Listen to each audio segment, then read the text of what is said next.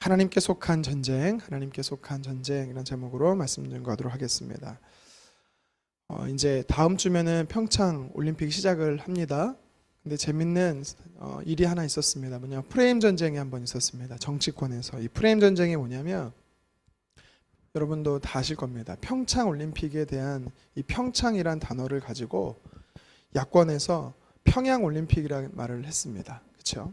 그랬더니 다음 청와대에서 평화 올림픽이라는 이야기로 재밌는 프레임 전쟁이 있었습니다. 워드 프레임 전쟁이 있었는데요.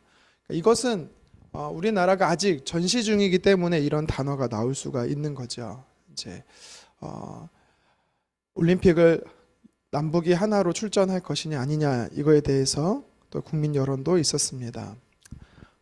아직 우리나라가 전시 중에 있습니다. 또 성경에 보면은 그리스도의 삶은 전쟁 중이다라고 이야기를 합니다. 아담과 하와로부터 시작돼서 사단과의 전쟁, 또 이스라엘 백성들이 가나안에 들어간 데 있어서 이 광야에서의 이방인들과의 전쟁, 그리고 신약에서도 보면 하나님의 백성들이 영적 전쟁을 계속해서 하는 것을 보고 있습니다. 저희는 사무엘상을 통해서요 계속 블레셋과의 전쟁에 대해서 스토리를 다루고 있습니다.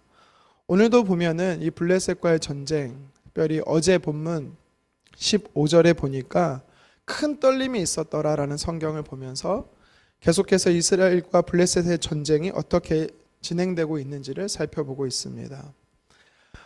우리가 기억할 것은요, 하나님께서 큰 떨림을 주신다라는 것입니다. 여기서 보면 하나님께 전쟁에 속해 있음을 우리에게 도전하고 있는 것입니다.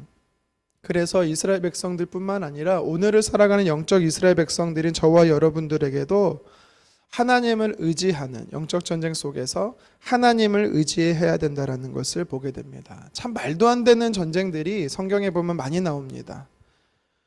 하늘에서 우레가 떨어지거나 불말과 불병거가 나타나거나 돌을 던졌더니 돌이 맞아 승리하거나 또 소리만 질렀을 뿐인데 견고했던 성이 무너지거나, 이러한 모든 것은 성경에서 우리에게 이야기하는 것은 결국 모든 전쟁은, 영적 전쟁은, 그리스도인에게서 영적 전쟁은 하나님께 속했기 때문에 하나님만 의지하라는 것을 이야기하고 있는 것입니다.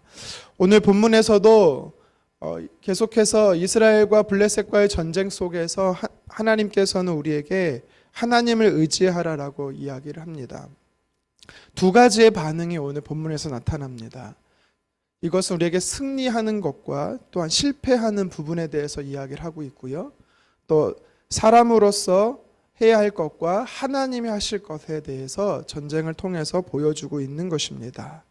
자, 오늘 하나님께 속해 있는 영적 전쟁 속에서 우리에게 주시는 교훈을 두 가지를 살펴보는데요. 첫 번째는 인본주의 신앙이 아니라 신본주의 신앙을 하라라는 것입니다.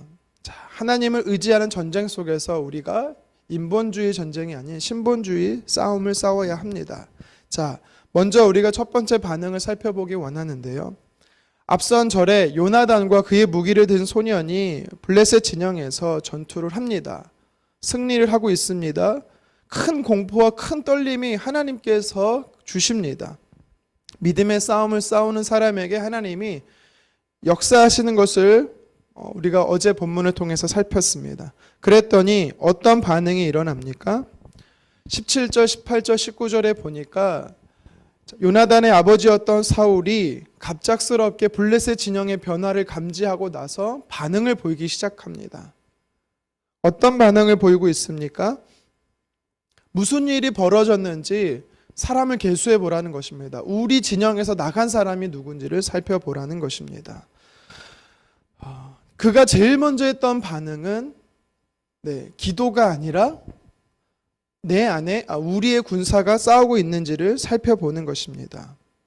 그리고 나서 그가 했던 반응이 뭐냐면 18절과 19절에 제사장 아이야를 통해서 법궤를 가지고 오게 한 것입니다. 그때서야 이제 기도를 하기 시작하는 것이지요. 물론 그때서라도 기도하는 거 늦지 않았습니다. 근데 이상한 행동이 한 가지 보여집니다. 어떤 모습입니까? 19절의 하반절에 보니까 기도를 내 손을 거두라라고 말합니다. 왜 기도를 하려고 하다가 멈추는 것일까? 여기서 말한 기도는 하나님이 이 전쟁을 하나님이 승리케 하셨느냐 하시지 않았느냐를 묻는 것입니다. 여기서 손을 거두다라는 단어가 히브리어로 아사프라는 단어입니다. 아사프. 이 아사프란 단어가 또 한 번 등장하는데요. 14장에 언제 등장하냐면 52절에 등장합니다. 52절이 이렇게 말합니다. 사울이 사는 날 동안에 블레셋 사람과 큰 싸움이 있었으므로 사울이 힘센 사람이나 용감한 사람을 보면 그들을 불러 모았더라. 여기서 사람을 불러 모으다라는 단어가 이 아사프입니다. 블레셋과의 싸움이 계속되다 보니까 사울이요 힘센 사람이나 용감한 사람을 보기만 하면 다 불러 모았다라는 것입니다. 사람을 불러 모았다라는 것은 뭐 인재에 목말랐다는 단어지만 이게 무슨 단어로 쓰이냐면 사람을 의지했다라는 단어가 바로 이 아사프입니다. 하나님을 향해서 기도를 거두다, 기도를 멈추다, 사람을 의지하다, 이 단어가 바로 아사프입니다. 그는요 영적 전쟁에서 블레셋과의 전쟁에서 하나님을 의지했다라기보다는 사람을 의지하는 인본주의 신앙을 하고 있다라는 것을 오늘 성경은 이야기합니다. 자, 이것을 가지고 우리에게 어떻게 우리가 어떤 말씀으로 도전받게 됩니까? 영적 전쟁을 하는 우리의 매일의 삶 속에서 우리는요 기도를 중단해서는 안 됩니다. 사람을 의지해서도 안 됩니다. 하나님을 끝까지 바라봐야 되는 것입니다. 이스라엘 백성들이 아말렉과의 전쟁, 광야에서 제일 먼저 했던 전쟁이 이 아말렉과의 전쟁입니다. 왜 하나님께서는 이스라엘 백성들을 광야에서 전쟁하게 하시면서 아말렉 전쟁을 통해서 승리하게 하는 방법을 보여주는데 그 승리의 방법을 왜 보여주실까요? 모세가 손을 들면 전쟁을 승리했고 손을 내리면 전쟁에 실패했습니다. 이것이 무엇입니까? 끝까지 하나님을 의지하고 기도하라라는 것을 우리에게 도전하고 있는 것입니다. 17절에 보면 블레셋 군대의 진영이 흐트러지는 모습을 보면서 이 요나단의 아버지였던 사울은요, 하나님을 의지하기보다도 사람을 의지하기 시작을 하는 것을 우리는 볼 수 있게 되는 것입니다. 우리의 삶은 영적 전쟁입니다. 날마다 싸워야 합니다. 교회도 싸우는 교회입니다. 우리의 가정이나 개인도 역시 마찬가지입니다. 그럴 때 우리는요, 하나님을 의지하면서 끝까지 하나님을 붙드는, 하나님을 신뢰하는 기도의 싸움을 싸우기를 주님의 이름으로 축원합니다. 두 번째 반응이 또 성경에 나타납니다. 첫 번째는 우리가 실패하기 쉬운 부분이었고, 또 우리가 하나님께서 우리에게 그 영적 전쟁을 싸우게 할 때 사람으로서 해야 할, 하나님만 의지해야 될 것이었다라면, 두 번째는 하나님이 우리의 삶에서 일하시는 방법입니다. 자, 그것이 뭐냐면 하나님께서 영적 전쟁을 통해 승리케 하신다라는 것입니다. 첫 번째, 우리가 하나님만을 의지하는 믿음의 싸움을 싸워야 한다면 믿음의 싸움을 사람들에게 반드시 하나님이 승리를 주시는 것이 오늘 성경에 등장하지요. 자, 계속해서 성경에 보니까 두 번째 어떤 반응이 일어나냐면 21절에 블레셋 사람들과 함께 하던 히브리 사람들이 돌아오게 되는 것을 보게 됩니다. 또 22절에 보니까 에브라임 산지에 숨어 있던 이스라엘 사람들이 전쟁에 합류하는 것들을 보게 됩니다.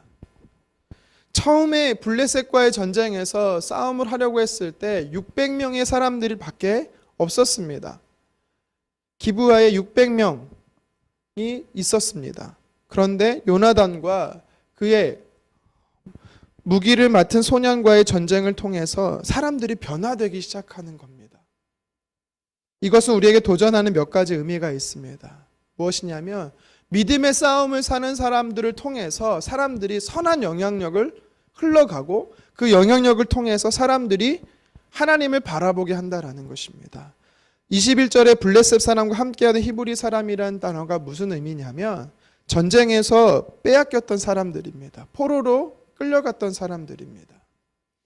에브라임 산지에 숨어있던 이스라엘 사람이라는 것은 뭐냐면 블레셋이 이스라엘과 싸움이 있을 때 왕이었던 사울이 사람들을 모집을 하지요. 전쟁에 오지 않고 두려워서 숨었던 사람들입니다. 그런 사람들이 하나님의 역사하심을 보고 함께 전쟁에 참여하게 된다라는 것입니다. 이것은 또한 우리에게 주시는 의미가 있습니다. 어떤 의미냐면 하나님께서요, 하나님께 속한 전쟁, 하나님이 싸우시는 전쟁에서는 반드시 하나님이 회복을 주신다라는 것입니다. 전쟁에 실패했던 영역이 있습니까? 회복을 주십니다. 두렵고 슬퍼서 싸우지 못했던 그 영역이 있습니까? 하나님 위로와 격려를 주신다라는 것입니다.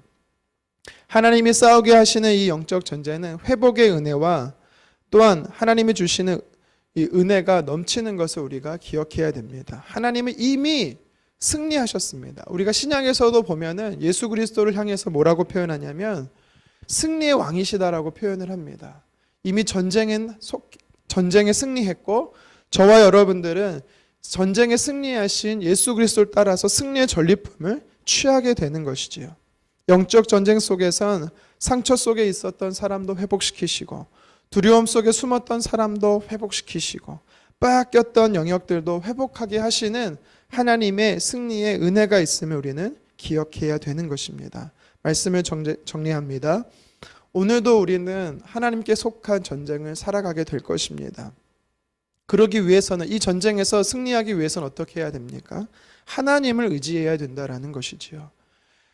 하나님을 의지함으로 계속해서 기도의 싸움을 멈춰서는 안 됩니다. 사람을 의지하며 사람의 계획 속에서 기도를 멈춰서는 안 되는 것입니다. 그리고 전쟁을 통해서 하나님이 우리에게 주시는 승리의 전리품을 취해야 되는 것입니다. 이 믿음 가지고 오늘도 싸워 승리하게 하시는 주님과 동행하는 저와 여러분 되시기를 주님의 이름으로 축원합니다.